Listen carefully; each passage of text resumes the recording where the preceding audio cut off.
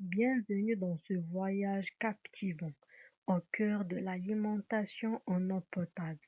Je suis Safa, votre guide dans l'exploration des origines de cette ressource essentielle, depuis les mystérieuses sources cachées dans les recoins de notre planète jusqu'aux robinets qui la rendent accessible à nos foyers.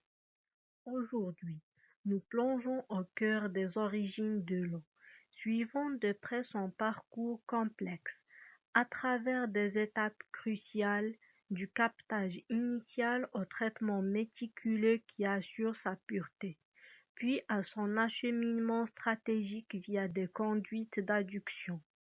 Son stockage sécurisé dans des réservoirs avant d'atteindre nos foyers grâce à un réseau de distribution bien planifié. Chaque étape vise à garantir que l'eau que nous consommons soit non seulement abondante, mais aussi dans une qualité irréprochable. Nous allons commencer par la définition des origines de l'eau, puis le calcul des besoins en eau pour une population donnée. Ensuite, l'étude des conduites d'adduction et les réservoirs de stockage.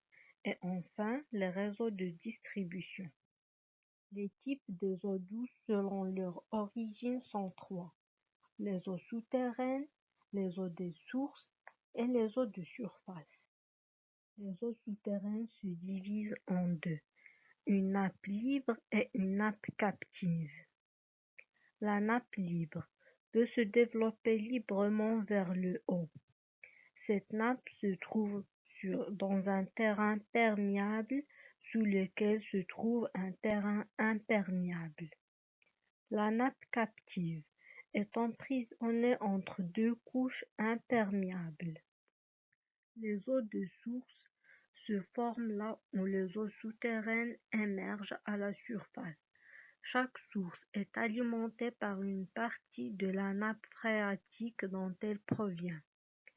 Les sources d'affleurement sont nourries par la partie inférieure de la nappe, où le fond de la vallée rencontre la couche imperméable du sol. Les sources de déversement émergent des structures fissurées où l'eau se manifeste au point de jonction des fissures avec la paroi de la vallée.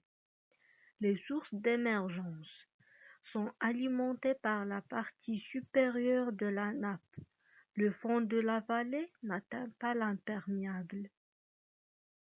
Les eaux de surface. Nous avons les eaux des rivières et les eaux des barrages.